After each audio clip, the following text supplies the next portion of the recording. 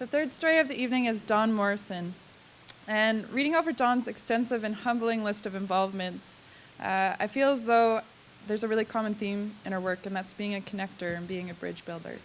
She builds connections between grassroots and policy, Indigenous sovereignty, health and local food, Aboriginals in urban settings and in traditional territory, a connector between generations and Indigenous and non-Indigenous people, and the list keeps going.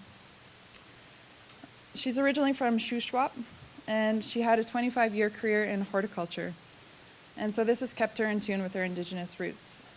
Dawn is the founder, chair, and coordinator of the Working Group on Indigenous Food Sovereignty.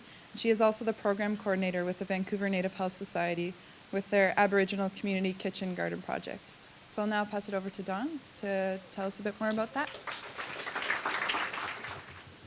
White Kohwadip. I've just greeted you in my native Shuswap language. I've said hello, everyone. And thanks for having me here. Thanks for inviting me to this great turnout, this great space here. I'm really impressed with the number of people and with the organizers and how well this was pulled together. And any opportunity I get to speak with people who use a term like regeneration. It's a really important theme in the times we're living in right now. And there's many prophecies that Indigenous peoples from around the world are telling, or right now at this period of time we're in of change. So I'm really happy to be here and involved in an event with that focus. It's very empowering. And so I'm just going to tell you a little bit about my background and how I came to be involved in this amazing movement. And it blows me away sometimes to think about how this happened to me, because it really has been about being born into this place and time, into the family, into the community that I was born into, and to be on a healing journey and to have it come together and have the opportunities that I've had to travel around the world, really, but still be very connected to my family and my community. It's very amazing, and I'm very passionate about it and very sometimes get emotional about it too, because I wake up every day just being really grateful for it. And I'll just start by saying that my involvement in my story, and when I'm asked to tell my story, I think to myself, how far back do I need to go, and maybe into the previous life. But I'll start with, I was around 5 years old, and I should actually start with introducing myself in the traditional Shuswap way, the Secwepemc way, where I've inherited my Secwepemc ancestry from my mom, who is Bernice August, and my grandparents, Edith Sewell and Willard August. And Edith was a member of the Adams Lake Indian Band, which is just in the Adams Lake Shuswap region.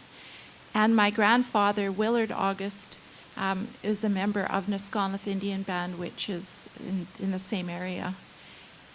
And on my father's side, and I'm happy to say my dad is here today, and he doesn't get a chance to hear me speak or to be involved in my work very much, so I'm really happy that he can be here, because part of my story is inherited from him as well, and that's Ray Morrison, and my late grandmother, Alberta Minnick, and my grandfather, Leonard Morrison, who is Irish and Scottish ancestry on that side of my family.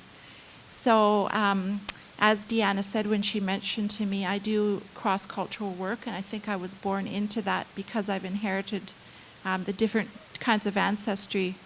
And I think that's really important right now in thinking about social change, and especially with my Secwepemc ancestry and all the social and environmental injustices that have happened to Indigenous people over the years. With my mother was in the Kamloops Indian Residential School, my mom and all my aunts and uncles, and that was, it was a lot of pain and a lot of healing that that I grew up with as a child, just not understanding really where that pain was coming from, through my mom, who is really, the mother is the life giver, and we feel a really strong sense of connection to our mother in that sense. And so that healing has brought me to this work on food, and it's really given me something to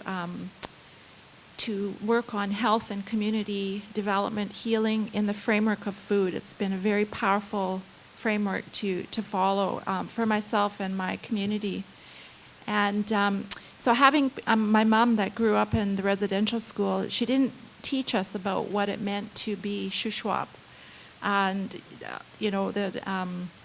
growing up with the racism, experiencing that was a negative thing for the most part of my childhood, and being, carrying that shame and not really knowing enough about my Shuswap background to be really proud of it, and to be able to kind of counteract that racism that I experienced. So, and then when I got a little bit older, I started to learn about what had happened to my mom and her family in residential school. And of course, that's not something that parents would want to tell their children. So I just didn't know about it until I got a little bit older and started learning about it. And so then I started to love that part of myself more, and started to learn more about the traditions and the actual culture. So food really was a great way to do that. And there's a lot of very sophisticated traditional knowledge, cultural knowledge around Shuswap foodways, and the traditional land and food systems, and some of the traditional harvesting strategies around hunting and fishing and gathering, picking berries, medicines. And so I think that that's really important. On my non-Native ancestry, my parents were married and had me at a time in history when mixed marriages, I think, were, not as popular. They weren't popular. So it was tough. And my dad's side of the family came from, a similar background with poverty, and all these social injustices kind of manifested itself in our family in terms of the illness of different kinds of substance abuse. And so there was I experienced a lot of the same things that people now in the downtown east side, Aboriginal people in the downtown east side, experience, or are experiencing now. So all the cultural and social problems that feed addiction and other mental health issues. So when I was 5 years old, one of the really most positive memories of my childhood was being in the garden with my mom. We lived on Surrey Avenue in Kamloops, and we had a garden in the back. And I don't remember spending a lot of quality time with my mom because she had her own turmoil that she was going through. But I remember this day, and it was so powerful because I remember sitting underneath the corn plants and looking up and just thinking, wow, these plants are huge for a little girl. They were really tall, and I felt really safe. I felt really protected. And I was weeding, and it was peaceful. It was quiet. It was like a really contemplative time of my childhood. And I felt safe, not just because of the plants, but because I was beside my mom, and it was a healthy time.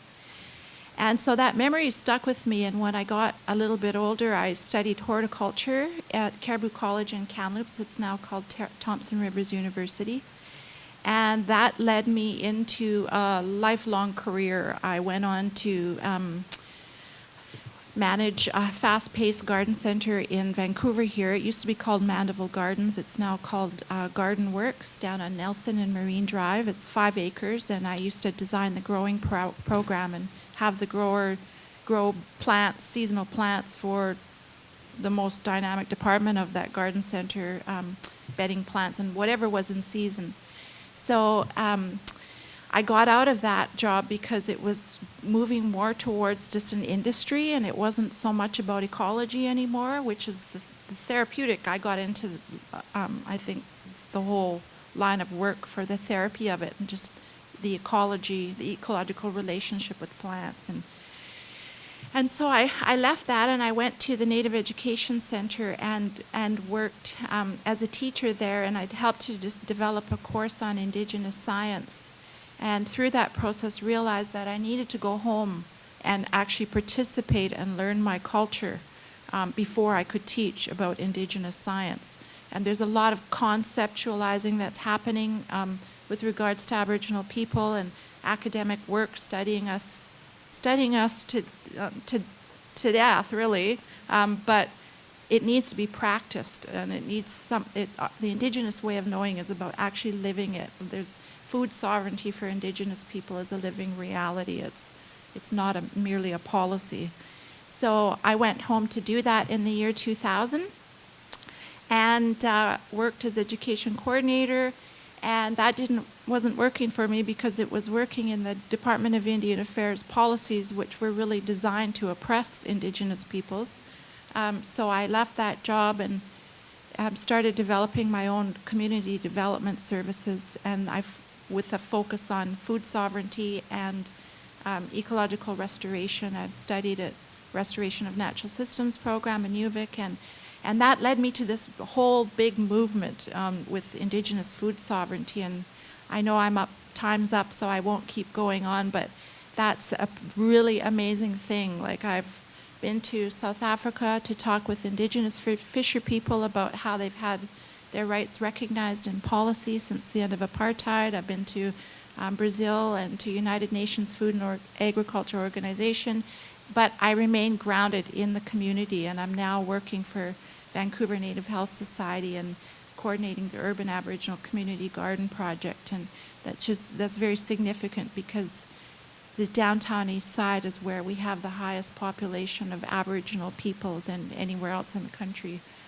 We've been displaced from our traditional land and food systems, and our cultures have been eroded, so many of us are here now. So I'm really happy to be in this community and hopefully get to know more of you through our work here. And you're welcome to come and visit us at our garden site out at UBC. We have a smokehouse, we smoke fish, and we have a garden, and we have a fire pit, and we feed people. And we just want people to come and experience it. Whether or not you have time to get your hands dirty is either in any event, come and visit us. And thank you. Thanks for having me.